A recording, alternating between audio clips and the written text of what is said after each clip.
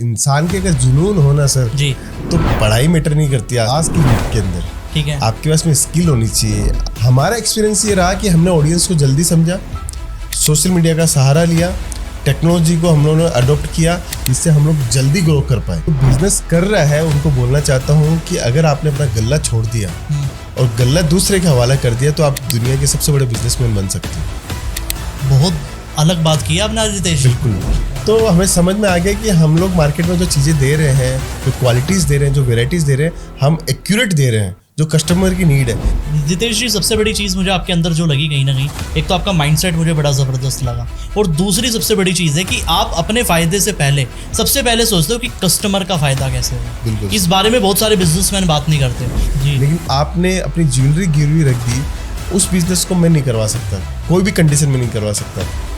उस लेडीज़ ने मेरा कहना माना, वो गई, 1 साल बाद में रुपया सेव करके वही 50,000 रुपये से उसने बिजनेस स्टार्ट किया। आज वो महीने का 3 लाख रुपया अर्निंग करती है। और कस्टमर्स को रिजल्ट जब मिलता है तो हमें थैंक यू का मैसेज ज़रूर आता है उनका कि आपकी वजह से हम लोगों ने यहाँ तक का सफ़र तय किया है।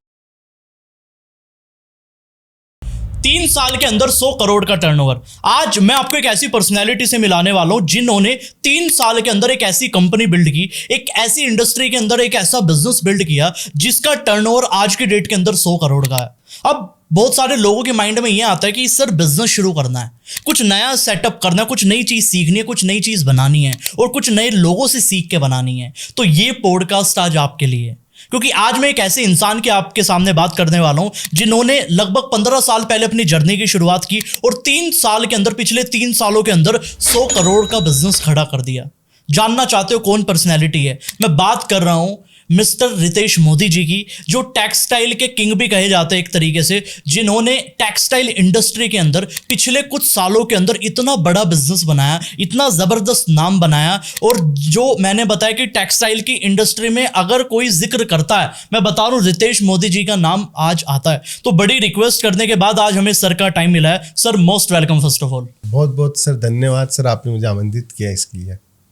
सर थैंक यू तो मैं ही आपको कहना चाहता हूं, क्योंकि इतनी दूर से आप ट्रैवल करके आए हो, ताकि आप हमारी ऑडियंस को बता सको कि कैसे आपने ये सारी चीज़ें की और वो कैसे टेक्सटाइल के अंदर अगर बिजनेस करना चाह रहे हैं या कुछ नया बिजनेस करना चाह रहे हैं। तो मुझे लगता है कि ये जो पूरी कॉन्वर्सेशन अब पिछले लगभग 40 से 45 मिनट की अब आने वाली होने वाली है, मुझे लगता है कि इसके अंदर वो बहुत कुछ सीख के जाएंगे। बिल्कुल सर, बिल्कुल। देखिए, केसरिया टेक्सटाइल कंपनी ब्रांड बनाने में हमें बहुत मेहनत लगी, लेकिन उसके पीछे की एक कहानी होती है।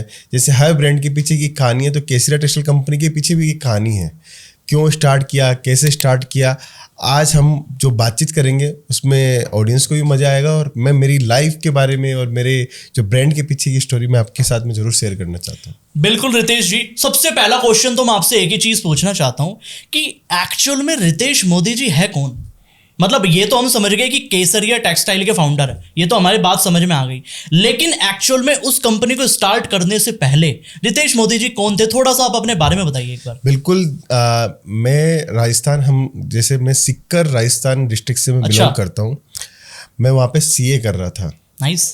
और जयपुर से मेरी पढ़ाई चल रही थी, तो मेरे दादाजी के एक फ्रेंड है जो सूरत रहते हैं जी, वो सिक्कर आए हुए थे और उन्होंने कहा कि क्या कर रहा है, तो मैं बोला कि बस सीए कर रहा हूँ। अच्छा। तो बोला कि बहुत अच्छी बात है, सीए कर रहा है, पढ़ाई करनी भी चाहिए। तो बोला आगे का क्या करना है, तो मैं बोला आगे मेरे को सीए का ऑफिस खोलना है या कोई मेरे को जो बढ़िया पैकेज मिलेगा तो मैं वो सोचूंगा जी। तो उनका कहना था कि सीए बनेगा कि सीए रखेगा। तो मेरे को ऐसा लगा कि बात तो ये इनकी दम वाली बात है कि अपन सीए रखना चाहिए। अपन क्यों सीए? जबरदस्त लाइन है। बड़ियों के बेटे बने हैं, हाँ, जैन फैमिली से बिलोंग करते हैं, बिजनेस माइंडसेट खून के अंदर है, फादर का बिजनेस है, तो क्यों अपन नई फील्ड में जा रहे हैं? नई फील्ड में जाना ही है तो सीए किसी के अंडर में काम करने से अच्छा है खुद सीए रखने जैसा काम करें। तो वो जुनून था। 19 साल की उम्र में सूरत चले आए।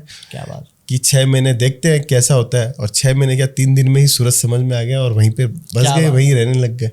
क्या बात है रितेश जी, मतलब सोचने की बात है, राजस्थान से आप गुजरात आए हो। बिल्कुल सर, कितनी बड़ी बात है, सबसे बड़ी बात है। और लाइन मुझे सच में हिट की, और मुझे पता है कि आज ऑडियंस के भी माथे पे चिपक गई होगी कि भैया सीए बनना नहीं है, सीए रखने हैं।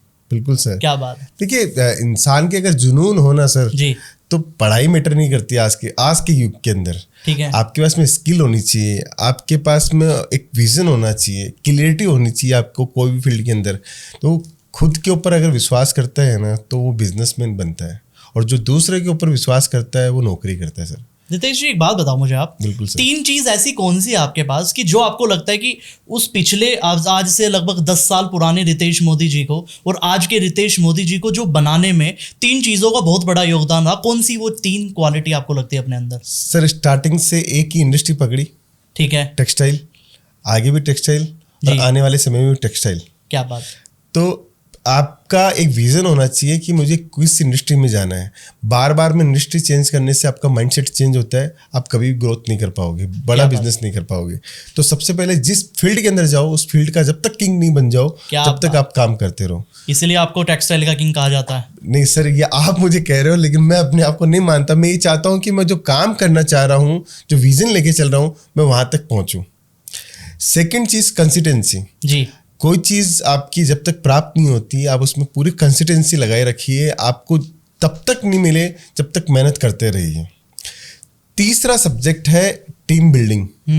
कोई भी बड़ा काम अगर करना है आपको, जैसे हमारा 1 करोड़ का टर्नओवर था, उससे हम लोग 100 करोड़ के टर्नओवर तक पहुंचे, तो टीम बिना आप कहीं नहीं पहुंच सकते हो। तो अगर आपने कोई काम सीखा है और आपको आगे बढ़ना है तो जो काम आपने सीखा है वो आप अपनी टीम को सिखाते हुए चलिए, तब ही जाके आप आगे बढ़ पाओगे। अदरवाइज कोई रास्ता नहीं, आप आगे नहीं बढ़ पाओगे। सारा काम आप खुद सोचोगे कि मुझे सारा काम मुझे ही करना है जी, तो जिंदगी में आप उस दायरे से आगे नहीं बढ़ पाओगे। Very true. रितेश जी एक चीज और भी है, जैसे लोग जज कर लेते हैं यार ये तो चलो टेक्सटाइल के बारे में बता रहे हैं, इनके पास तो शायद कोई करोड़ों अरबों की संपत्ति होगी। क्या आप थोड़ा फाइनेंशियल बैकग्राउंड के बारे में भी बात करोगे आप अपने? सर देखिए, मेरे फादर का जो बिजनेस है वो इवेंट का बिजनेस है। अच्छा। टेंट हाउस हमारा है, लेकिन मैंने आज तक, बोलते हैं ना कि खुद के ऊपर जुनून सवार होता है, तो कि खुद को करना है कुछ। तो मैं जब सीकर से निकला था तो मैं कुछ 1 रुपया भी लेके नहीं निकला। मैं सूरत डायरेक्ट पहुंचा, डायरेक्ट काम सीखा, डायरेक्ट अंकल के पास काम किया, अंकल के यहाँ पे सब कुछ सीखा मैंने। तो फादर से मैंने 1 रुपया भी नहीं लिया है, खुद अपने दम के ऊपर ही सारा बिजनेस खड़ा किया है, क्योंकि हमारा बैकग्राउंड था ही नहीं कपड़ों का। हमारा इंडस्ट्री जो थी वो इवेंट की, टेंट की, इनकी इंडस्ट्री थी। उस इंडस्ट्री से अलग हटके मैंने नई इंडस्ट्री अपनाई और जीरो से हम लोगों ने स्टार्ट किया। स्क्रैच से ही मैंने सब कुछ स्टार्ट किया। पहले शुरुआत में 5-7 साल बिजनेस सीखा, उसके अंदर जितनी अपॉर्चुनिटी देख सकता था, जितना मैं गैपिंग देख रहा था बिजनेस के अंदर, इसके अंदर बहुत कुछ करना बाकी है, वो गैपिंग को देख के मैंने बिजनेस स्टार्ट किया और आज कुछ ही साल के अंदर हम लोग सक्सेस भी हासिल किए। रितेश जी जेन्युइन नोट पे बहुत ज़्यादा बड़ी बात है, क्योंकि ज़ीरो बैकग्राउंड से आप लेके आए, क्योंकि आप वहाँ से पैसा लेके नहीं आए गुजरात के अंदर, और आपने आज 100 करोड़ का बिजनेस बना लिया। ये बहुत ही बड़ी बात है आज के डेट के अंदर। और मुझे पता है कि आज जो लोग पॉडकास्ट को देख रहे हैं ना, उनके माइंड में एक चीज़ तो आ चुकी होगी कि मुझे भी अपनी इंडस्ट्री का रितेश मोदी तो बनना ही बनना है। बिल्कुल सर, अगर मैं जो सोच रखता हूँ और मेरे से इस पॉडकास्ट से कोई इंस्पायर होकर एक भी व्यक्ति बनता है, इंस्पायर होता है, तो मेरे लिए तो बहुत अच्छी बात होगी, क्योंकि हम तो ये मानते हैं कि बूंद बूंद से घड़ा भरता है। और हमारा जो अभी मेरी एज है वो 91 का, मेरा बोर्न है, 34 ईयर मेरी एज है। तो अगर कोई एक लड़का भी सुन रहा है और वो आज भी उस उम्र के अंदर वो सोचता है कुछ बनने की, तो डेफिनेटली मेरे लिए तो बहुत अच्छी बात होगी। क्या बात है। मतलब आपने सबसे बड़ी चीज़ जो बताई कि रितेश जी की 3 चीज़ जो आपके अंदर थी, बहुत बढ़िया चीज़ लगी। एंड एक चीज़ जो आपने मुझे बताई कि आप बिल्कुल ज़ीरो बैकग्राउंड से लेके आए चीज़ों को, और मुझे एक चीज़ जाननी है और मैं बड़ा एक्साइटेड हूँ उस चीज़ को जानने के लिए कि ये सारी चीज़ें तो मैं जान गया आपकी, लेकिन एक बात बताइए कि आपने टेक्सटाइल ही क्यों चुनी? जैसे फूड इंडस्ट्री भी है, मैन्युफैक्चरिंग के अंदर आप जा सकते थे किसी भी चीज़ की, स्टील आज के टाइम में इंडिया के अंदर बड़ा पॉपुलर है, आपने टेक्सटाइल ही क्यों चुनी? क्या रीज़न रहा इसका, वो कहानी क्या है? देखिए कहानी, सूरत मुझे आना था, तो सूरत में 2 इंडस्ट्री बहुत पॉपुलर है, एक तो डायमंड इंडस्ट्री है, एक टेक्सटाइल इंडस्ट्री है। तो कोई बिजनेस अपन सीखते हैं, जब मेरी 19 साल की उम्र थी तो मैंने बिजनेस सीखा। तो अंकल की जो शॉप थी वो टेक्सटाइल की थी, और मुझे रोज़ नई फैशन इंडस्ट्री में शौक था कि रोज़ नया कपड़ा बन रहा है, रोज़ नए प्रोडक्ट आ रहे हैं, कस्टमर्स को अट्रैक्शन कर रहा है ये चीज़। और इंडस्ट्री के अंदर फैशन इंडस्ट्रीज है, फैशन शो होते हैं हमारी इंडस्ट्री के अंदर, मॉडल्स होती है, तो एक पूरा मतलब लवाजमा टाइप का पूरा फील होता है इस इंडस्ट्री का। तो वो धीरे धीरे हम लोगों ने ये देखा, मुझे अच्छा लगा इंडस्ट्री के अंदर। सबसे बड़ी बात थी गैप। इस इंडस्ट्री के अंदर दो टाइप के लोग थे, एक 90s बोलते हैं ना, 90s प्लस के सॉन्ग है, एक 90s के 2000 के सॉन्ग है, पुराने जमाने हाँ, वाले। पुराने। तो इस टाइप की लॉबी ज्यादा थी वहाँ पे, 90s प्लस के लोग ज्यादा थे वहाँ पे। नए मॉडल तरीके से काम करना कोई बहुत रेयर था वहाँ पे। आज भी आप जैसे टेक्सटाइल जो प्रोडक्शन होता है, पाली में भी होता है, बालोतरा में भी होता है, बॉम्बे भी होता है, कलकत्ता में, पुराने पुश्तैनी बिजनेस के हिसाब से वो लोग काम कर रहे हैं। मतलब जो पीढ़ी दर पीढ़ी काम करते आ रहे हैं, नई टेक्नोलॉजी के साथ काम करना, नए एटमॉस्फेयर, क्योंकि ये अनऑर्गेनाइज सेक्टर है, इसको ऑर्गेनाइज बनाना बहुत मेरे लिए एक टास्क है। बहुत बड़ा तो टास्क है। अनऑर्गेनाइज से ऑर्गेनाइज तरीके से हम लोगों ने काम किया, इससे मुझे रिस्पॉन्स अच्छा मिला, एक कल्चर डेवलप किया, कॉर्पोरेट ऑफिस हम लोगों ने बनाए, हम लोगों ने हर एक चीज़ की, जैसे सोशल मीडिया डिपार्टमेंट खोला, IT एक डिपार्टमेंट खोला, जो कि आज तक टेक्सटाइल इंडस्ट्री में कभी किसी ने नहीं किया। एक चीज़ मुझे बड़ी जानने के लिए माइंड में मेरी चीज़ आई, मुझे एक बात बताइए रितेश जी, जैसे आपने टेक्सटाइल के बारे में बताया, जो पुराने टाइम से ये बिजनेस कर रहे हैं और आपको पता है जिनको बहुत टाइम हो गया, 50 साल से ज़्यादा का टाइम हो चुका अपने फील्ड के अंदर, आपको थोड़ा सा डर नहीं लगा उनके साथ कम्पीट करने के अंदर? बिल्कुल नहीं सर। जो 50 साल पहले जो बिजनेस कर रहे थे वो मेरे से ज़्यादा एजुकेशन रखते हैं, मैं ये मानता हूँ, एक्सपीरियंस मेरे से ज़्यादा है, लेकिन उन्होंने आज भी टेक्नोलॉजी को नहीं अपनाया, वो उनमें कमी है। मैंने जब बिजनेस स्टार्ट किया, मैंने जब केसरिया टेक्सटाइल कंपनी की शुरुआत की, तो मुझे ये लगा कि टेक्नोलॉजी का आज के टाइम में जिसने सहारा नहीं लिया वो 50 साल पीछे है, तो इसलिए उन्होंने कहा 50 साल का एक्सपीरियंस भी 50 साल पीछे ले गया उनको। हमारा एक्सपीरियंस ये रहा कि हमने ऑडियंस को जल्दी समझा, सोशल मीडिया का सहारा लिया, टेक्नोलॉजी को हम लोगों ने अडॉप्ट किया। जितने लोग थे हमारे टीम के अंदर, उनको वेल ट्रेनिंग करने का प्रोग्राम, उनको ट्रेनिंग हर मंथली उनको ट्रेंड करना, कम्युनिकेशन स्किल्स को डेवलप करना, वो सारी चीज़ें हम लोगों ने फर्स्ट डे से की। इससे हमें कस्टमर्स मिले, कस्टमर का बिहेव समझने को मिला, और टेक्नोलॉजी से हमें हर एक चीज़ का एनालिसिस करने की मदद मिली, जिससे हम लोग जल्दी ग्रो कर पाए।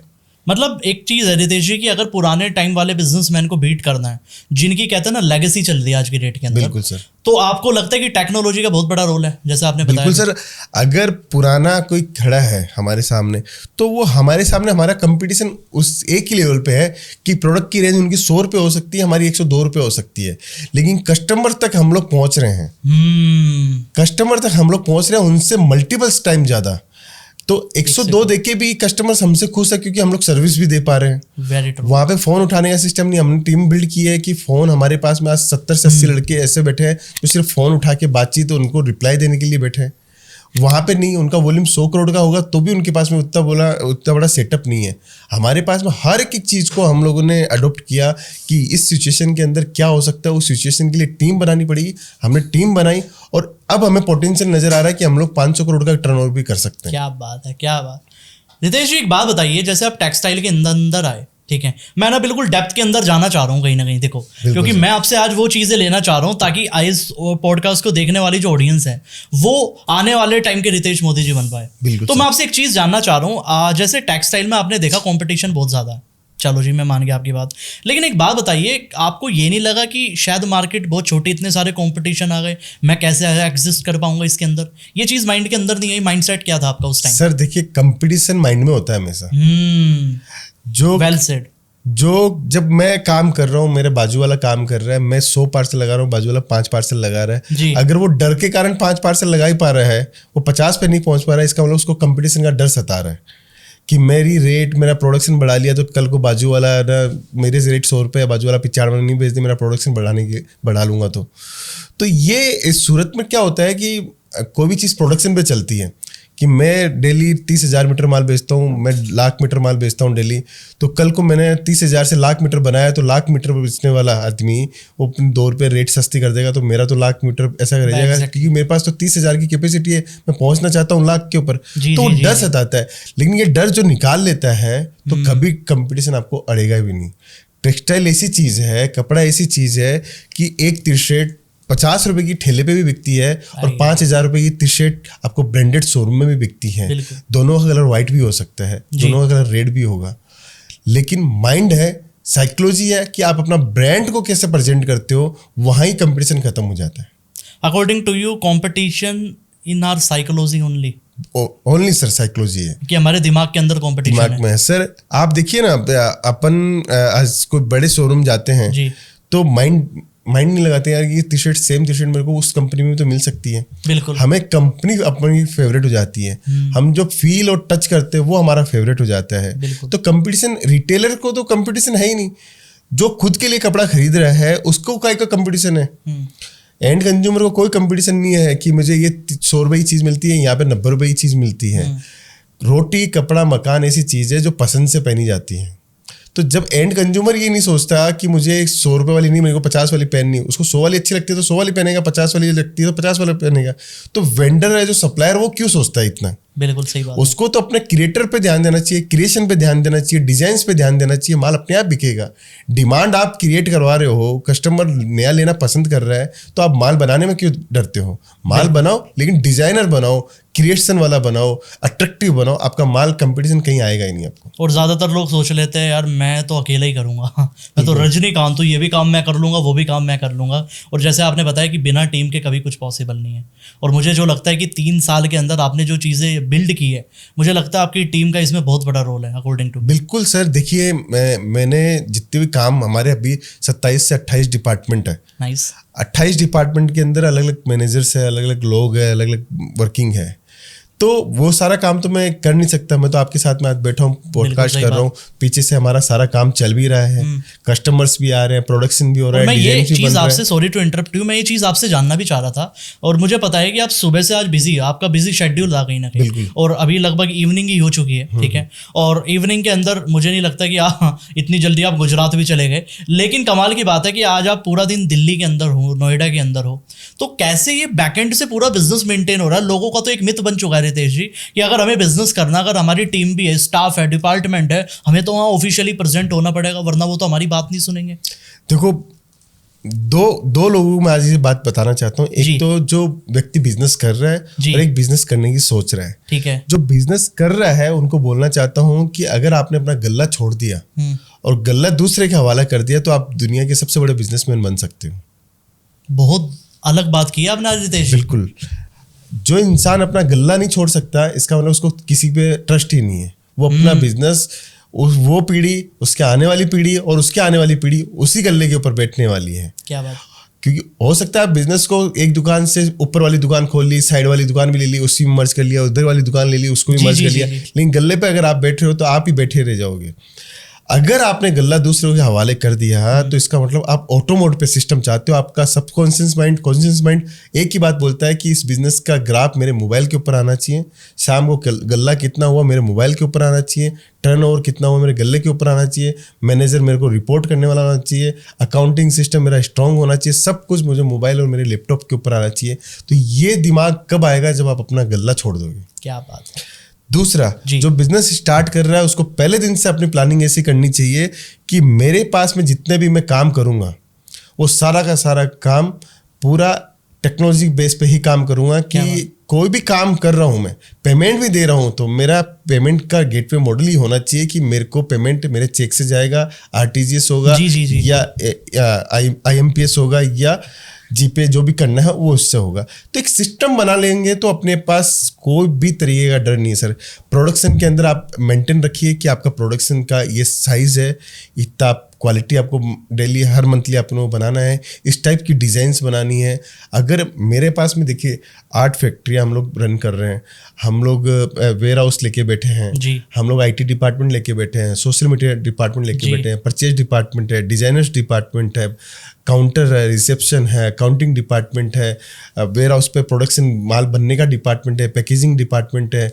अब इतने सारे डिपार्टमेंट बना रखे हैं हम लोगों ने। तो हर डिपार्टमेंट को रन करने के बाद में हमें क्या चाहिए? हमें रिपोर्ट चाहिए। अगर आपकी रिपोर्ट का कैलकुलेशन आपने डायमीटर सेट किया हुआ है, उस डायमीटर के ऊपर आपकी रिपोर्ट्स आती है, तो आपको दुनिया की कोई ताकत नहीं है कि आपको आगे नहीं ले जा सके। और दूसरी चीज, आपने 100% जो काम सीखा है उसका 90% काम को दूसरा व्यक्ति सीख लेता है तो वो काम उसको डाइवर्ट कर देना चाहिए। और लोगों को एक फियर बना रहता है रितेश जी यार कि मैं गल्ले से हट गया, मेरा तो चोरी हो जाएगी। जो बड़े बड़े बिजनेसमैन भी देखे मैंने, जो धुरंधर अपने बिजनेस के, मतलब जिनका करोड़ों का टर्नओवर है, लेकिन आज उन्हें ये डर लगा रहता है कि यार मान के चलो अगर मैं 1 करोड़ कमा रहा हूँ, ये कम से कम 20 लाख तो जिसको मैं गल्ला दे रहा हूँ यही ना ले जाए। ये फियर कैसे खत्म करें? देखिए, ये फियर खत्म करना तो आपको बिजनेस में 5 पांडव बनाने पड़ेंगे। क्या 5 पांडव? हाँ, एक अर्जुन बनाना पड़ेगा जो पूरा बिजनेस को ध्यान रखता हो, पूरा बारीकी से अध्ययन करता हो। एक आपको भीम बनाना पड़ेगा जो बिजनेस में टीम को बिल्ड करता हो। क्या बात। एक युधिष्ठिर बनाना पड़ेगा कि एक फाइनेंस को पूरा मेंटेन करता हो। और एक नकुल और सहदेव बनाना पड़ेगा जो मार्केटिंग और सेल्स देखता हो। ये 5 चीजें आप अगर बना लोगे टीम के अंदर अपनी, तो 100% आपको बिजनेस आपको देखना भी नहीं पड़ेगा। आप बिजनेस के राजा अपने आप बनोगे। आपके 5 एंगल काम कर रहे हैं, बोलते हैं ना, चारों भुजाएं चारों दिशाएं आपकी काम कर रही है, वो ये 5 पॉइंट से काम कर सकते हैं। 5 पांडव स्ट्रेटेजी बता दी आज आपने रितेश। बिल्कुल सर मैं हमेशा, देखिए, आपको बिजनेस की लर्निंग तो बहुत पहले मिल चुकी थी। 5000 साल पहले ही बिजनेस की लर्निंग दी हुई है, बस आपको उनको फॉलो करना है, उनको बिजनेस में अप्लाई करना है। भगवत गीता में लिखा हुआ है कि अगर कोई भी चीज कर रहे हो तो उसको अभ्यास की जरूरत है। अभ्यास के बाद में आप क्या बनते हो? सफल परीक्षक बनते हो। बिल्कुल सही। आपकी आदत हो जाती है, जो काम दूसरा नहीं कर सकता वो सिर्फ और सिर्फ आप ही कर सकते हो जी, क्योंकि इतनी बढ़िया प्रैक्टिस हो जाती है। तो भगवत गीता में यही बताया गया है कि कोई भी काम हम लोग जो कर रहे हैं उसको सच्ची निष्ठा से अगर करें तो वो चीज़ हमारे पास में आएगी आएगी। क्या बात है।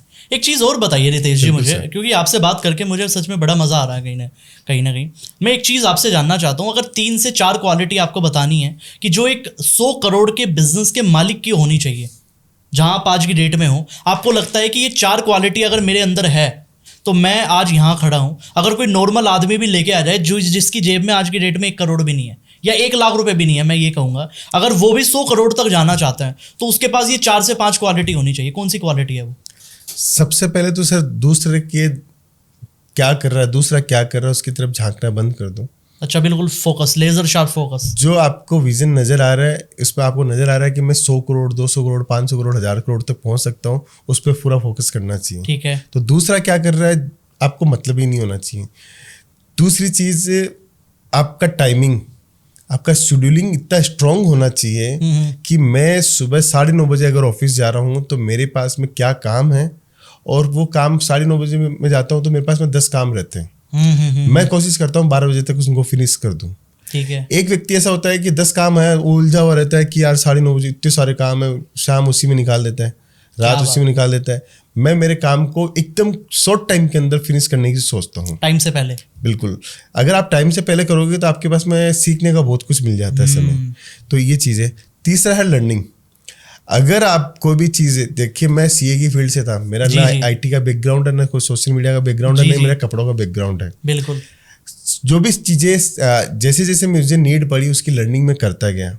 आज हम लोग पॉडकास्ट कर रहे हैं, ये टेक्सटाइल का कोई पार्ट नहीं है। एग्जैक्टली। है ना, लेकिन हम लोग यहाँ तक भी पहुँचे। बिल्कुल। आपने हमें इनवाइट भी किया और यहाँ तक पहुँचे। तो ये आप लर्निंग का पार्ट, आप जितनी ज़्यादा लर्निंग करोगे उतना ज़्यादा आप आगे से आगे बढ़ते जाओगे। अभी हमें दिख रहा है 2 साल बाद में हमें क्या करना है। बिल्कुल। तो वो क्लियरिटी भी हमें है। चौथी चीज़, कस्टमर रिलेशनशिप, नेटवर्किंग। अगर आपका कस्टमर है, आपने रिलेशनशिप अच्छे निभाए हुए हैं, आपका व्यवहार बहुत अच्छा है, तो दुनिया की ऐसी कोई ताकत नहीं है कि आपके सिस्टम को कोई हिला दे। क्या बात। बोलते हैं ना, पॉलिटिशियन क्या चाहिए उसको? वोट बैंक चाहिए। तो वो वोट बैंक की खातिर वो कितने प्रयास करता है, सबके सामने हाथ भी जोड़ता है, उनके शादी में भी जाएगा, उनके रोने धोने में भी जाएगा, सब चीज़ में जाएगा। क्यों? नेटवर्किंग के लिए। उसकी नेटवर्किंग वो कभी कमज़ोर नहीं करने देता है। तो यही बिजनेस की पॉलिसी है कि नेटवर्किंग आपकी कभी कमज़ोर नहीं होनी चाहिए। कस्टमर्स अगर आया हुआ है तो अगर आप ज़्यादा से ज़्यादा जान सकते हो तो उसके नाम से अगर आप पुकारोगे तो 100% आपके लॉयल कस्टमर्स बनेंगे। और कुछ लोगों की नेटवर्किंग इसलिए भी नहीं हो पाती क्योंकि वो फ़ायदे के बारे में पहले सोचते हैं। बिल्कुल सर, हाँ। ऐसा देखिए, मैं नहीं मानता कि कभी भी है ना फ़ायदे के बारे में सोचना चाहिए। कस्टमर क्या सोचता है, उसकी क्या आइडियोलॉजी, आप उसके साथ में बातचीत कीजिए जी। कि कस्टमर ने ये सोचा है कि मेरा विजन ये है, आप उसके हर एक पॉइंट पे उस पर बातचीत कीजिए। सेल करना है या उसको माल बेचना है, वो बात की बात होनी चाहिए। पहले वो सोचता क्या है, उस सोच को उसमें क्लियरिटी दो, 100% आपका माल बिकेगा। और माल बेचने की एक ही कला है, आज के विश्व का एक बोलते हैं ना गुरु मंत्र है कि माल कौन बेच सकता है? माल जो बेच सकता है, माल आपका अपने आप बिकता है। अगर आपने अपनी बात को बेचा है तो माल अपने आप बिक जाएगा। क्या बात है, क्या बात, बहुत बड़ी बात बता दी आपने। बिल्कुल सर। और एक चीज़ मुझे बहुत बताइए रितेश जी, मैं थोड़ा सा और डेप्थ के अंदर जा रहा हूँ अभी फिलहाल। जैसे आपने सारी चीज़ें बता दी है, 5 क्वालिटी हो तो इंसान बन सकता है। कई बार क्या होता है 4 से 5 क्वालिटी इंसान के पास है, लेकिन एक चीज़ मिस हो जाती है जिस वजह से वो बन नहीं पाता। आपको क्या लगता है कि आपकी ज़िंदगी में उस चीज़ का कितना बड़ा रोल है?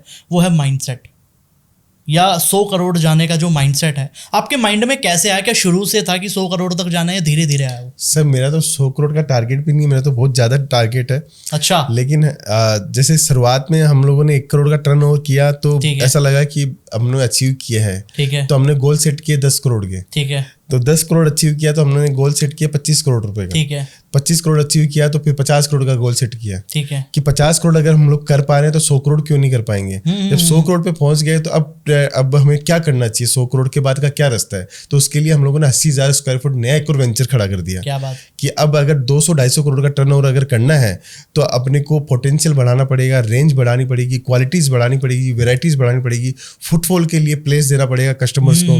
कस्टमर्स आएगा तो उनको और बेटर सर्विस देनी पड़ेगी, और नियरेस्ट उनको सर्विस देनी पड़ेगी, और क्लोज जाना पड़ेगा कस्टमर्स को। तो हम लोगों ने अभी, आप सोचिए पूरे इंडिया के अंदर ऐसा पहला हम लोग मॉल लेके आ रहे हैं जो मैन्युफैक्चरर होने के नाते जो आपको सिर्फ 1 लाख स्क्वायर फीट के ऊपर सिर्फ और सिर्फ सेल ऑफिस दे रहे हैं। क्या बात। टेक्सटाइल के अंदर आपने मॉल देखे होंगे 1 लाख नहीं 2 लाख स्क्वायर फीट के मॉल मिलेंगे जो लेकिन वो मिलेंगे रिटेल के मॉल। बिल्कुल। सिंगल 50-100 ब्रांड मिलके एक मॉल खड़ा करते हैं आराम से, है ना। हम लोग केसरिया टेक्सटाइल कंपनी इकलौती कंपनी ऐसी है जो 1 लाख स्क्वायर फीट के ऊपर सिर्फ और सिर्फ सेल ऑफिस दे रही है मैन्युफैक्चरिंग के, जहां पे आपको वुमेन्स वेयर, मेंस वेयर और किड्स वेयर की कंप्लीट वैरायटी मिलेगी। ठीक है। तो ये सर आप क्यों हो पा रहा है? क्योंकि कस्टमर डिमांड कर रहा है। कस्टमर बोलते हैं आपके प्रोडक्ट बिकते हैं। एंड कंज्यूमर डिमांड कर रहा है कि केसरिया की साड़ी पहननी है। एंड कंज्यूमर डिमांड कर रहा है कि केसरिया की मुझे है ना प्रोडक्ट चाहिए, आप लेके आओ, बिक रहा है। जैसे बड़े बड़े ब्रांड के प्रोडक्ट बिकते हैं वैसे हमारे प्रोडक्ट एंड कंज्यूमर को पसंद आने लग रहे हैं। तो बस उसका बेनिफिट हमें मिल रहा है और वो डिमांड क्रिएट कर रहा है। एक रिटेलर हो, होलसेलर हो, डिस्ट्रीब्यूटर हो, वो डिमांड क्रिएट कर रहा है। इससे हमारे सेल बढ़ रही है और सेल के कारण हमें अपना पोटेंशियल है, हमारा ग्राफ है जो बढ़ाना पड़ रहा है हमें। बट रितेश मोदी जी, एक चीज़ मुझे बताइए कि लोग आपके साथ जुड़ना चाहते हैं, लोग चाहते हैं कि आपके साथ वो भी बिजनेस शुरू कर सकें, स्पेशली केसरिया टेक्सटाइल के अंदर। तो केसरिया टेक्सटाइल के अंदर अगर किसी को बिजनेस शुरू करना है तो उसके पास क्या क्या ऑप्शन है, थोड़ा वो बताइए आप। किसी को टेक्सटाइल में अगर बिजनेस खड़ा करना है तो सबसे पहले उसको अपना एक ग्राफ सेट करना पड़ेगा अपना, कि मुझे किस टाइप का बिजनेस करना है। बट वो आपके साथ करना चाहता है। तो देखिए सर, इसमें एक चीज़ है कि हमारे साथ जुड़ने से पहले हम हमेशा यही बोलते हैं कि आप अपने एरिया का जरूर एनालिसिस कीजिए। ठीक है। आपको कौन से एरिया में दुकान खोलनी है। ठीक है। उस एरिया के अंदर जो लेडीज गुजर रही है, जो मेल गुजर रहे हैं, तो वो किस टाइप के लोग गुजर रहे हैं। ठीक है। उसका एनालिसिस करके आप सूरत आइए। ठीक है। हमारे पास में तो सब कुछ मिलेगा, साड़ी भी मिलेगा, सूट भी मिलेगा, कुर्ती भी मिलेगा, लहंगा भी मिलेगा। ठीक है। आपको किड्स वेयर भी मिलेगा, मेंस वेयर भी मिलेगा, नाइट वेयर भी मिलेगा, सब कुछ मिलेगा एक छत के नीचे। मैन्युफैक्चरिंग प्राइस, फैक्ट्री प्राइस हम लोग देते हैं। क्या बात। अब उसको सोचना है कि मुझे कौन सा बिजनेस करना है। ठीक है। अगर उन्होंने सोचा कि मुझे साड़ी का बिजनेस करना है, मेरे एरिया के अंदर साड़ी की दुकानें कम है, अलग टाइप का टेस्ट नहीं है, ये टेस्ट अलग है हमारे पास में, क्योंकि हमारा टेस्ट बाकी लोगों के वेंडर्स से हमेशा डिफरेंट रहता है। अच्छा। नई डिजाइन, नया क्रिएटर, क्योंकि इन हाउस डिजाइनर्स है जो मार्केट में हम लोग पहले लेके आते हैं, वो मार्केट में 6 महीने बाद में दिखता है। क्या बात। वो तो हम लोग पहले लेके आते हैं, तो इसका फायदा हमारे रिटेलर्स को, होलसेलर्स को मिलता है। वो 10-20% ज़्यादा मुनाफा कमा पाते हैं। तो अगर कोई जुड़ना चाहता है टेक्सटाइल के अंदर तो उसको पहले अपने एरिया का एनालिसिस करे, फिर हमारे पास में हम ये नहीं बोलते आते ही आप माल परचेसिंग करो। जी। आने के बाद में सूरत देखो, आप घूमो, 50 दुकान घूमो, 50 फैक्ट्रियाँ घूमो, फिर हमारे पास में आओ। मैं दावे के साथ बोल सकता हूँ कि हमारे पास में 100 कस्टमर्स ऐसे आते हैं जो पूरे मार्केट का रिसर्च करके आते हैं, उसमें से 95% रेशियो हमारे पास सक्सेस रहता है। क्या बात। आप सोचिए क्यों रहता है? क्योंकि उन्होंने रेट का मापदंड किया, क्वालिटी का मापदंड किया, कट साइज देखी, व्यवहार देखा, सर्विस देखी, मैनेजमेंट देखा, स्किल्स देखी, काम सिखाने का तौर तरीका देखा, तब जाके वो कस्टमर हमारे पास में लॉयल बन पाते हैं। रितेश जी, आप बहुत बड़ी बात कह रहे हो। आप कस्टमर को सीधा कह रहे हो कि आप मार्केट में घूमो सूरत में और वहाँ प्राइस भी चेक करो, क्वालिटी भी चेक करो, फिर जाके आपके पास आए वो, तब जाके वो आपकी क्वालिटी, प्राइस देखें। आपको लग रहा है कि कुछ फ़र्क आएगा? सर हमने खुद ने एक्सपीरियंस किया है ऐसा कि बहुत सारे कस्टमर हमारे पास पहले आ जाते हैं जी। बोलते हैं कि है ना हम लोग 10 जगह और जाके आएंगे। अच्छा। तो जाके आते हैं तो 10 में से 9 वापस आ ही जाते हैं। तो हमें समझ में आ गया कि हम लोग मार्केट में जो चीज़ें दे रहे हैं, जो क्वालिटीज़ दे रहे हैं, जो वेराइटीज़ दे रहे हैं, हम एक्यूरेट दे रहे हैं। जो कस्टमर की नीड है। नहीं तो 10 में से आपका 9 वापस से रिटर्न आए, ये पॉसिबल नहीं होता है कि एक बार कस्टमर आने के बाद में वो चला जाए। तो दूसरा वेंडर इतना बेवकूफ़ नहीं है कि वो कस्टमर को खाली जाए, लेकिन कस्टमर को समझ में आ जाता है कि प्रोडक्ट और क्वालिटी अगर इनसे लेंगे तो 15 से 20% का फायदा एक्स्ट्रा मिलने वाला ही है। और सर हमारा क्या है कि हम लोग एक डिस्ट्रीब्यूटर को जिस रेट में कपड़ा देते हैं, वही घर से जो बिजनेस कर रहा है, जो दुकान से बिजनेस कर रहा है, उसको भी वही रेट में कपड़ा देते हैं। अच्छा, इससे फायदा क्या हुआ, उसको जो होलसेल या डिस्ट्रीब्यूटर का जो मार्जिन है वो भी इसको पास ऑन हो जाता है। एक चीज बताइए मुझे कि अगर कोई केसरिया टेक्सटाइल की फ्रेंचाइजी लेना चाहता है रितेश जी, तो उसका क्या क्या प्रोसीजर है, थोड़ा आप स्टेप में बताएंगे। देखिए, केसरिया टेक्सटाइल कंपनी की जो फ्रेंचाइजी स्टार्ट करने का पहले मोटो मैं बताना चाहता हूँ कि हम लोगों ने केसरिया टेक्सटाइल कंपनी का फ्रेंचाइजी बिजनेस क्यों स्टार्ट किया। बिल्कुल सर। हमारे पास में बहुत सारे ऐसे लोग आ रहे थे नया स्टार्टअप करने वाले, जो ऑलरेडी फर्नीचर बना के आते थे। तो मेरा उनसे जब बातचीत होता था तो बोलते थे 20 लाख का हमारा बजट था, उसमें से 10 से 12 लाख रुपए हम लोगों ने फर्नीचर पे खर्च कर दिया। बिल्कुल सही बात है। उसके बाद में बोलते थे 5 से 6 लाख रुपए का माल लेते थे। अब 12 लाख रुपए फर्नीचर पे खर्च करके 5 लाख का अगर वो माल लेगा तो वो माल बेचेगा कैसे और फर्नीचर की कॉस्ट कैसे निकालेगा। तो एक बहुत बड़ा मिसिंग ये मुझे दिख रहा था। सेकेंड मिसिंग ये था कि गाजियाबाद में कोई जॉब कर रहा है और उसका जो घर है, नेटिव पैलेस है उसका कानपुर में, यूपी में है, वो अपनी वाइफ को बिजनेस करवाना चाहता है और वो ये सोच रहा है कि मैं गाजियाबाद की जॉब छोड़ूंगा तो घर खर्चा कैसे चलाऊंगा, और अपनी वाइफ को बिजनेस भी वो कराना चाहता है। तो दोनों काम कैसे होए, ये सपोर्ट कैसे मिले। तो हमारे पास में फ़ोन आते थे, चले सर मेरे पास दुकान तो पड़ी है कानपुर के अंदर, लखनऊ के अंदर दुकान तो पड़ी है, लेकिन मैं जॉब नहीं छोड़ सकता। जॉब छोड़ दूंगा तो कल को इधर का भी नहीं रहा ना उधर का रहा, तो मैं टाइम नहीं दे सकता, क्योंकि एक दुकान सेटअप करने में साल भर तो लग ही जाएगा बहुत आराम से, तो और फर्नीचर बनाने में 2-4-6 महीना निकल जाएगा। तो उससे जॉब नहीं छोड़ना चाहता, आप ही हमारा सेटअप करा दो। तो एक मिसिंग ये भी दिख रहा था। तीसरा मिसिंग ये दिख रहा था कि बहुत सारे लोग रिटायर्ड हो जाते हैं, जी, उम्र हो गई, अब वो फर्नीचर नहीं करा पाते हैं, दुकान सेटअप नहीं कर पाते हैं, दुकानें हैं उनके पास में। तो ये 2-3 मेजर मिसिंग हमारे सामने नजर आ रहे थे। तो हम लोगों ने केसरिया बाजार के नाम से एक फ्रेंचाइजी मॉडल बनाया, जिसके अंदर मिनी स्टोर, मेगा स्टोर और एक्सक्लूसिव स्टोर 3 स्टोर्स रखे।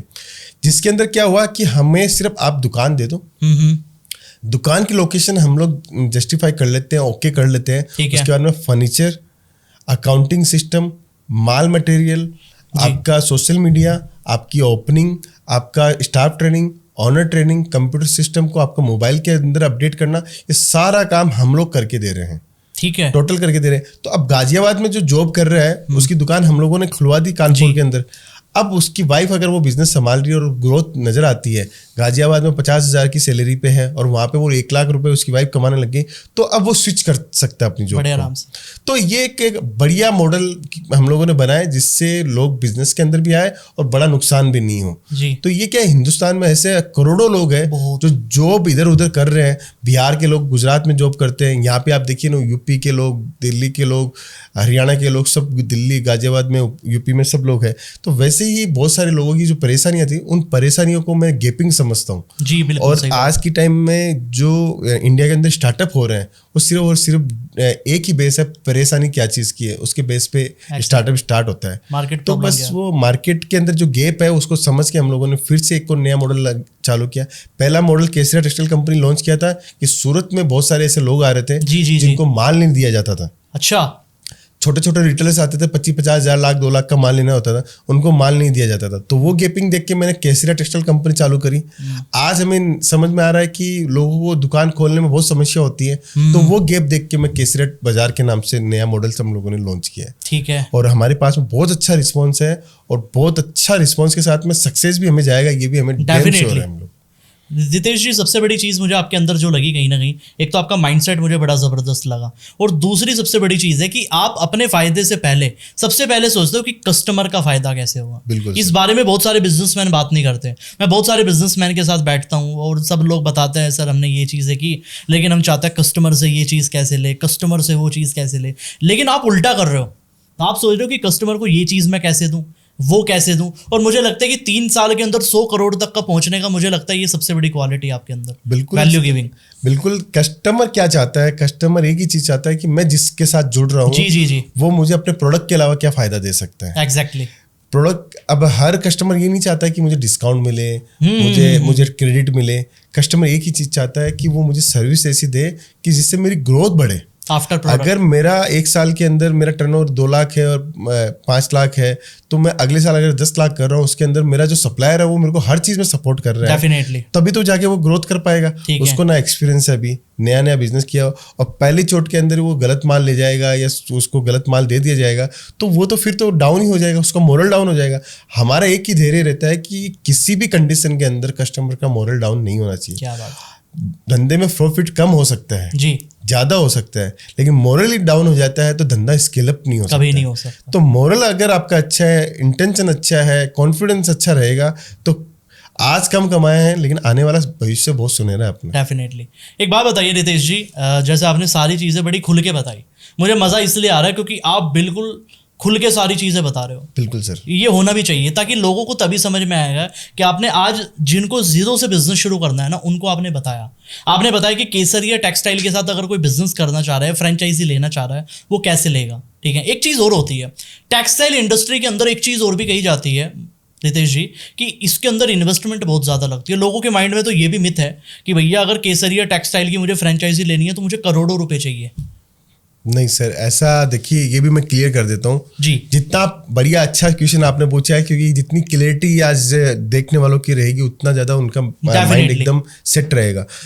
हम लोगों ने कभी भी ये नहीं कहा कि हमारे साथ में बिजनेस स्टार्ट कर रहे हो तो आपको लाखों करोड़ों रुपए की जरूरत है। आप 50,000 रुपए से भी अपना बिजनेस स्टार्ट करना चाहते हो तो हम लोग चाहते हैं। 50,000 रुपए आप बता रहे हो? सर मैं आपको इसका एग्जांपल भी दूंगा कि लेडीजें कहाँ तक पहुंची है 50,000 से। 50,000 से भी कोई बिजनेस स्टार्टअप करना चाहता है तो हम लोग ये चाहते हैं कि उसको 100 साड़ी, 50 साड़ी या 50 कुर्ती, 50 सूट से हम लोग बिजनेस स्टार्ट करवाते हैं उनका। और ये सोचते हैं कि वो अगर घर से बिजनेस कर रहा है तो उसकी कोई कॉस्ट नहीं है, न रेंट लग रहा है, ना कोई भाड़ा लग रहा है, ना कोई एक्स्ट्रा कॉस्ट लग रही है, ना सैलरी लग रही है। वो सिर्फ और सिर्फ अपने व्हाट्सअप के ऊपर जो मोबाइल नंबर है उससे भी अगर कांटेक्ट करके वो 50,000 से बिजनेस करता है तो महीने की 25-30 हज़ार की इनकम वो इजीली जनरेट कर सकता है। तो एक हाउसवाइफ को क्या चाहिए, कॉन्टेक्ट बनाने हैं। एक कॉन्टेक्ट बनाने के लिए आप 4 लोगों को फोन कीजिए, 4 से 16 लोग आपको कॉन्टेक्ट मिलेंगे। ये चीज़ आपकी टीम सिखाएगी भी रितेश जी? बिल्कुल 100% सर। हमारे पास में बहुत ऐसे लेडीजों को फोन आते हैं कि सर हमें बिजनेस करना है, मेरे पास में तो 40,000 खुद के पर्सनल सेव किए हुए, मैं बिजनेस कर लूँ और सक्सेस हुई है। मैं आपको एग्जाम्पल के तौर पर बताऊँ, अभी तो हमारे पास में ऐसे एक अनगिनत एग्जाम्पल्स हो गए जो जीरो से हीरो बने। रिसेंटली हमारे 2-3 साल के केस के अंदर एक सबसे बढ़िया उदाहरण जो है, एक लेडीज ने 50,000 रुपए से बिजनेस स्टार्ट किया। अच्छा। आज उनका 3.25 करोड़ रुपए का टर्नओवर है। 3.25 करोड़ का साल का टर्नओवर 3.25 करोड़ पे पहुंच गई वो लेडीज। तो 50,000 रुपए से क्या नहीं किया जा सकता सर, सब कुछ किया जा सकता है।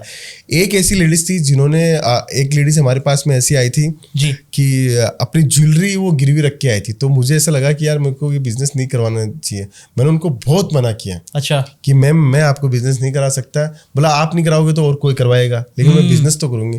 मैं कहा मैम आप सेविंग कीजिए अपने रुपयों को, सेविंग करके आप लेके आइए, मैं आपके साथ में डेफिनेटली बिजनेस करूंगा। लेकिन आपने अपनी ज्वेलरी गिरवी रख दी, उस बिजनेस को मैं नहीं करवा सकता, कोई भी कंडीशन में नहीं करवा सकता। उस लेडीज ने मेरा कहना माना, वो गई। 1 साल बाद में रुपया सेव करके वही 50,000 रुपये से उसने बिजनेस स्टार्ट किया। आज वो महीने का 3 लाख रुपया अर्निंग करती है। क्या बात। तो जुनून अगर आप में है, काम करने की इच्छा शक्ति है, तो कोई भी काम हार्ड नहीं है, सब काम इजी तरीके से किया जा सकता है। रितेश जी मैं आपके इंटेंशन का फैन हो गया, क्योंकि आप चाहते हो उस कंडीशन में उस लेडीज की, जब आपने बात बताई सर और कोई दूसरा होता तो वो माल भी बेच देता, मैं आराम से कर देते हैं। बिल्कुल सर, लेकिन हमारा इंटेंशन देखिए, हम लोग चाहते हैं जो हमसे माल लेके गया है, एक बार भी लेके गया तो वो केसरिया टेक्सटाइल कंपनी के परिवार का हिस्सा बन चुका है। क्या बात। तो वो हिस्सा बन चुका है तो परिवार का कोई भी सदस्य कमजोर हो या वो उसको दर्द महसूस हो, हमसे जुड़ के दर्द महसूस हो, हम लोग ऐसा नहीं चाहते हैं। आज मुझे समझ में आया रितेश जी कि आपको टेक्सटाइल का किंग क्यों कहा जाता है, क्योंकि राजा की कुछ खासियत होती है। राजा अपने से पहले अपने राज्य के बारे में सोचता है, अपनी प्रजा के बारे में सोचता है। आपके साथ सेम चीज़ है। पूरी कॉन्वर्सेशन के अंदर जो मैंने चीज़ देखी, मतलब आपका पूरा फोकस इस पे है कि जो आपके साथ जुड़ा हुआ है या कोई जुड़ना चाह रहा है, सबसे बड़ी बात है आप उसको कैसे वैल्यू दे सकते हो, आप कैसे उसके लिए वो चीज़ें कर सकते हो, और ये राजा ही कर सकता है। आपको इसलिए किंग कहा जाता है। सच में मैं फैन हो गया रितेश जी आपके चीज़। बिल्कुल, थैंक यू सर। रितेश जी एक चीज़ एंड की तरफ हम जा रहे हैं, थोड़ी सी चीज़ें मैं आपसे और जानना चाहता हूँ कहीं ना कहीं, फिर आपसे मैं कुछ पर्सनल सवाल भी पूछूंगा, Q&A टाइप करेंगे एंड में। ओके। रैपिड फायर कहेंगे हम उस चीज़ को। बट उससे पहले मैं एक चीज़ और जानना चाहता हूँ। जैसे आपने बताया कि 50,000 की इन्वेस्टमेंट से कोई बिजनेस शुरू करने वाला है आपके साथ, उसको 2 से 3, 4, 5 चीज़ें ऐसी क्या है जो उसको मिलने वाली है 50,000 में अगर वो बिजनेस शुरू करना चाह रहा है तो? देखिए 50,000 रुपए के अंदर जो बिजनेस स्टार्ट करना चाहता है तो वो क्या कर सकता है, सबसे पहला काम कर सकता है, हम एक कैटेगरी देते हैं उनको। ठीक है। हम ये नहीं बोलते कि साड़ी भी लेके जाओ, सूट भी लेके जाओ, कुर्ती भी लेके जाओ। हम एक कैटेगरी चूज करवाते हैं, उनका माइंडसेट देखते हैं, उनका इंटेंशन देखते हैं। उनसे हम लोग ये बोलते हैं कि आप इंस्टाग्राम की स्टोरी स्क्रॉल करके दिखाओ। ठीक है। तो वो स्क्रॉल करते हैं तो उनको कहाँ वो जाके देखना पसंद करते हैं, तो एक साइकोलॉजी हम लोग जज करते हैं। क्या बात। तो उनका समझ में हमें आता है कि ये साड़ी को ज़्यादा प्रेफर करती है, ठीक है, ये सूट को ज़्यादा अच्छे से बेच पाएगी। तो हम लोग उनको सजेशन देते हैं कि आप साड़ी सोच के आए थे, साड़ी मत कीजिए, आप कुर्ती करके देखिए। ठीक है। हमारा 99% हमारा एक्यूरेसी एकदम फिट बैठ जाता है कि हम लोगों ने, किसी ने साड़ी सोच के आता है, कोई कुर्ती सोच के आता है, फिर हम लोग उसका मूड चेंज करके किसी को साड़ी पकड़ाते हैं, किसी को कुर्ती पकड़ाते हैं, तो उसका माइंडसेट इतना अच्छा सेट होता है और वो 50,000 से वो बिजनेस रन करवाते हैं सिंगल एक कैटेगरी के अंदर।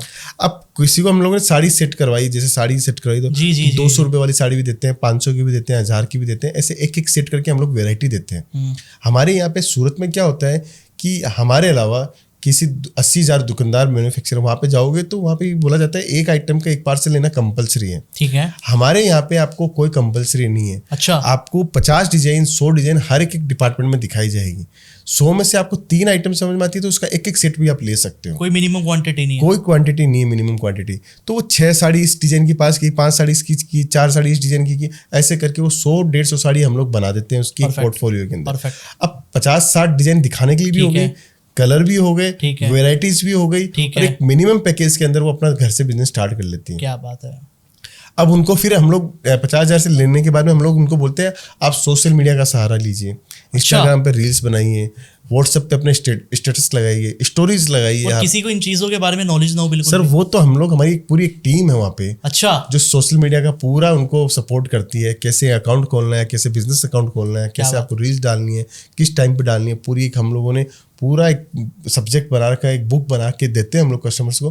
कस्टमर फॉलो करते हैं और कस्टमर्स को रिजल्ट जब मिलता है तो हमें थैंक यू का मैसेज जरूर आता है उनका कि आपकी वजह से हम लोगों ने यहाँ तक का सफर तय किया है। तो हमें भी अच्छा लगता है, हमारी टीम को भी अच्छा लगता है, जो हम लोग काम कर रहे हैं वो नेक दिल से काम कर रहे हैं, जो कस्टमर्स तक जाता है और उसका फायदा हमें डेली बेसिस पे रिपीटेशन के रूप में हमें मिलता है। क्या बात है रितेश जी। एक चीज़ और, अगर कोई बिजनेस शुरू करना चाहता है केसरिया टेक्सटाइल के साथ, तो कोई नंबर वगैरह है जो हम डिस्क्रिप्शन के अंदर डाल सकते हैं? बिल्कुल, मैं आपको एक नंबर प्रोवाइड करवा देता हूँ। देखिए, केसरिया टेक्सटाइल कंपनी के बारे में जानना है तो कोई भी प्लेटफॉर्म के ऊपर वो जाके, आज के टाइम हम लोग सोशल मीडिया में एक्टिव है। ठीक है। फिर भी मैं आपको नंबर प्रोवाइड करवा दूंगा। ठीक है। आप अपने स्क्रीन के ऊपर आप शेयर कर सकते हैं, जिससे कस्टमर्स को और ज्यादा जानना हो, और ज्यादा उसके विचार अगर कोई मन में आ रहा है, कोई मेरे से रह गया हो सर कोई डाउट, तो मैं वो जरूर से क्लियर करूंगा। और हम लोग जैसे पूरे वीक के अंदर 2 दिन ऐसा होता है मेरा कि मैं सिर्फ कस्टमर्स से पूरे बातचीत करता हूँ। अच्छा, आप खुद भी बात करते हो कस्टमर से? कस्टमर्स से बातचीत करता हूँ। बहुत सारे ऐसे कस्टमर्स आते हैं जो मुझसे मिलना भी चाहते रहते हैं जी। मैं 100% उनसे मिलता हूँ। पहले मैं माल से पहले उनसे ये जानना की ज़्यादा पसंद करता हूँ कि आप क्या सोचते हो।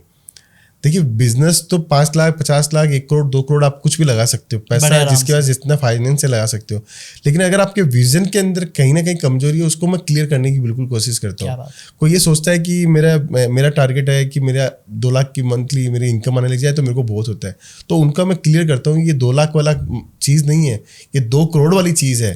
आप इसको उस तरीके से देखो और उस तरीके से काम करो, 100% ग्रो कर जाओगे। और ये ऐसा बिजनेस है जो आप फैमिली टू फैमिली ट्रांसफर कर सकते हो। क्या बात है, लेगेसी टू लेगेसी चल जाएगी चीज़। बिल्कुल 100% सर। क्या बात है रितेश जी। और स्क्रीन के ऊपर लोगों को नंबर दिख भी जाएगा, अगर उनको कोई भी डाउट है बेझिझक होके वो कॉल कर सकते हैं। और वेबसाइट का लिंक भी मैं डाल दूंगा, सोशल मीडिया के लिंक्स भी डाल दूंगा, ताकि और ज्यादा लोग इसके बारे में जानकारी ले सके। सबसे बड़ी बात है, आज लोगों ने बिजनेस की चीजें तो सीखी, आपसे मैं एक गुरु मंत्र भी आज चाहूंगा, लेकिन वो एंड में लेंगे हम। लेकिन आपके साथ एक रैपिड फायर हम करना चाहते हैं रितेश जी, बड़ा मजा आएगा। मतलब इसमें होगा क्या, मैं आपसे कुछ 4 से 5 सवाल पूछूंगा, लेकिन आपको जल्दी जवाब देने हैं बहुत। बिल्कुल 5 से 10 सेकंड के अंदर। आप तैयार हो बिल्कुल तरीके से? बिल्कुल सर। चलिए रितेश जी, आपसे हम 5 क्वेश्चन पूछेंगे और आपको रैपिड फायर हमारा होगा और आपको फटाफट आंसर देने हैं। ठीक है, मतलब बीच में मैं आपको ऑप्शन भी दे सकता हूँ कुछ के, लेकिन आप अपनी मर्जी से भी बता सकते हो। ठीक है, रितेश मोदी जी की सबसे बड़ी गलती क्या रही बिजनेस के अंदर आज की डेट में? 1 लाइन में आप बताना चाहोगे तो? 1 लाइन में बताऊं तो मेरा जो पोर्टफोलियो है, जैसे हम लोग जो बिजनेस कर रहे हैं जी, उसके अंदर टीम को और मुझे सुधारने की ज़रूरत है। ठीक है, तो उसके अंदर मैं कहीं ना कहीं मुझे ऐसा लग रहा है कि मुझे और सुधारने की ज़रूरत है। क्या बात है। रितेश मोदी जी को अगर पूरे भारत के अंदर किसी एक स्टेट में ट्रैवल करने का मौका मिले फ्री में, वो कहाँ जाना चाहेंगे? केरला। हाँ। क्या बात है। रितेश मोदी जी को अगर इंटरनेशनल ट्रैवल करना, किस देश में जाना चाहेंगे वो? सिंगापुर जाना चाहेंगे। क्या बात है। रितेश मोदी जी की गुजरात की सबसे फेमस मिठाई कौन सी है? गुजरात की कोई वैसे मिठाई वहाँ पे इतनी प्रचलित नहीं, लेकिन वहाँ का लोचा बहुत जबरदस्त आता है। अच्छा, लोचा। हाँ। क्या बात है। और अगर इंडिया में से चूज कर दूं आपको कोई? संदेश, बंगाली मिठाई है संदेश। क्या बात है। आपने खाई हुई है पहले भी? बिल्कुल, बहुत बार खाई हुई है। क्या बात है, जबरदस्त। रितेश मोदी जी की सबसे फेवरेट मूवी कौन सी है? 3 इडियट्स। ठीक है। और सबसे बेकार मूवी कौन सी है आपकी, जो आपने देखा है मजा नहीं आया बिल्कुल भी? वो मैं देखता ही नहीं हूँ। अच्छा, वो देखते ही हो। किसी मूवी को देखने के बाद रिग्रेट हुआ आपको कभी? सर बहुत का मतलब, मैं ऐसी मूवी पहले मैं फाइनल करता हूँ कि मैं मेरा टाइम अगर दे रहा हूँ तो वो टाइम मेरा पूरा एकदम यूटिलाइज होना चाहिए, तो मैं वही देखता हूँ, बाकी मैं अदरवाइज नहीं देखता सर। जबरदस्त रितेश जी, जबरदस्त। एक दो क्वेश्चन और मैं आपसे पूछना चाहूंगा रैपिड फायर के। रितेश जी, अगर आपको 2 वियर चूज करने हो, फॉर्मल वियर, कैजुअल वियर, क्या चूज करोगे आप? Formal sir. फॉर्मल ही हमेशा फॉर्मल। और मैं बहुत ज़्यादा फॉर्मल पहनता हूँ। मैं बिजनेस में कहीं जाता हूँ तो फॉर्मल से ज़्यादा प्रेफर करता हूँ। क्या बात है, ज़बरदस्त। और यूट्यूब पे अगर आपको किसी का कंटेंट सबसे अच्छा लगता है सीखने के मामले में, कौन स्पीकर है वो? स्पीकर के मामले या में चैनल आप बता सकते हो कोई भी? सर एक्चुअली मल्टीपल्स देखता हूँ मैं। कोई भी एक नाम, जो भी। एक नाम तो राधा कृष्ण स्वामी हैं, शायद आप जानते हैं। उनके मुझे बहुत अच्छे लगते हैं। जो उनकी एक्चुअली मेरे को क्या है, भगवत गीता अभी मेरे को इंस्पायर कर रही है, तो मैं उनके लिए सुनने के लिए वो ज़रूर वो चैनल खोलता हूँ, जो जिससे मुझे कम्युनिकेशन का एक जो चीज़ है वो मुझे और स्ट्रॉन्ग करनी है, तो उसके लिए मैं वो देखता रहता हूँ। उनका चैनल देखते हो। और एक चीज़ और बताइए रितेश जी, अगर आज आप टेक्सटाइल किंग ना होते तो क्या होते आज आप? मैं शायद बिल्डर होते। क्या बात है। और रितेश मोदी जी का सबसे फेवरेट गेम क्या है? क्रिकेट। क्या बात है। और फेवरेट प्लेयर क्या है आपका? विराट कोहली। आरसीबी मेरी फेवरेट की टीम है, लेकिन मैं वैसे क्रिकेट के अंदर मेरे लिए विराट कोहली पसंद है। क्या बात है। और फाइनल पे चलता हम पॉडकास्ट में रितेश जी, एक चीज मैं आपसे पूछना चाहता हूँ, जो पूरी ऑडियंस है वो आपसे अगर कोई एक मंत्र लेना चाहती है, और वो ऐसा मंत्र कि अगर सामने वाली ऑडियंस कहे कि हम इसको फॉलो करेंगे और हम बनेंगे, बहुत बड़े लेवल पे जाएंगे, तो कौन सा मंत्र है? क्या आप मंत्र देना चाहोगे आप लोगों को? बिल्कुल सर, देखो मंत्र एक ही है, जो आपके पास है वो पर्याप्त है। क्या तो उस चीज़ को ध्यान रखिए। आप दूसरों के दिल और दिमाग को देख के आप अपने आप को वैसा बनाने की कोशिश मत करो कि दूसरा ऐसा है, इस पोजीशन पे है तो मैं भी ऐसा बनूं। आपके पास जो है वो पर्याप्त है। आप अपनी नेकी के ऊपर बढ़ते जाइए। आप अपनी ग्रोथ को देखिए कि मेरे ग्रोथ जो 80% की ग्रोथ थी, अगले साल 100% की ग्रोथ अगर लानी है तो उसके लिए मुझे अपने आप के अंदर क्या बदलाव करने हैं। जैसे मैंने कहा, मुझे कम्युनिकेशन पे वर्किंग करना है, तो वो मेरा अपना है डेफिनेटली। तो आप अपने आप के ऊपर काम कीजिए। 100% आप उनसे आगे बढ़ सकते हो। अगर आप देखिए, बोलते हैं ना कि एक बहुत अच्छा उदाहरण है इसके लिए। जी। अगर बेटा या बेटी माँ की गोद में होती है तो माँ की नज़र तक देखते हैं। क्या बात। और पिता की अगर कंधों के ऊपर होता है तो पिता उससे ऊंची आंखों से उसको दिखाते हैं। शानदार। तो वो चीज़ आप ध्यान रखिए कि आप अपनी नज़रों को उतना दूर तक रखिए कि जितनी दूर आप उसको देखने से फॉलो कर रहे हो, उतनी नज़र, उससे आगे की नज़र आप देखिए, आप उनसे 101% आगे होंगे। मुझे बहुत लोग बोलते हैं कि आप क्या सोचते हो कि इतनी जल्दी आप बन गए, तो ये प्रैक्टिकली संभव है? मैं बोलता हूँ प्रैक्टिकल संभव है। अब मुझे कोई देख के काम कर रहा है, सीखा हो और अपना विजन से काम करता हो, तो जो चीज़ मैंने 3 साल में अचीव की है, हो सकता है वो 1.5 ईयर के अंदर वो अचीव कर पाएगा। लेकिन अगर वो मुझे देख के फॉलो करेगा तो मैं उससे 3 कदम और आगे निकलूंगा, ये गारंटी है। क्या बात। अगर वो मुझे देख के इंस्पायर होकर अपने विजन से काम करेगा तो हाफ रेंज के अंदर पास हो जाएगा। अमेजिंग रितेश जी, सच में पूरी कॉन्वर्सेशन के अंदर बड़ा मज़ा आया। मतलब मुझे ऐसा नहीं लगा कि मैं फर्स्ट टाइम आपके साथ पॉडकास्ट कर रहा हूँ, मुझे ऐसा लगा कि मैं कई सालों से करता आ रहा हूँ, सबसे बड़ी बात है। और आपके बारे में आज जो चीज़ें सीखने को मिली, और स्पेशली आपका जो हो रहा है, जो फील भी हो रहा है यहाँ बैठे बैठे भी, it was a great session, great conversation. बहुत ही डेप्थ के अंदर सीखा। और कोई भी नया बंदा बिजनेस करना चाहता है, भले टेक्सटाइल का करे, किसी भी चीज़ का करे, मुझे लगता है कि ये पॉडकास्ट उसके लिए इनफ है। बिल्कुल सर। जेन्युइन नोट पे। देखिए कोई पॉडकास्ट देखता है, आज के टाइम में इंडिया के अंदर सेकंड नंबर पे कंज्यूमेबल Very है, true. स्क्रीन को वो कंज्यूम कर रहा है तो जी। सबसे ज़्यादा पॉडकास्ट को कर रहा है। और पॉडकास्ट को देख के आप इंस्पायर होते हो और पॉडकास्ट को देख के अपना मन बनाते हो, जी। तो ये डेफिनेटली अच्छी बात है। क्योंकि देखिए इंसान सीखता कहाँ से है, दूसरों से सीखता है Very और अप्लाई खुद को करना पड़ता है।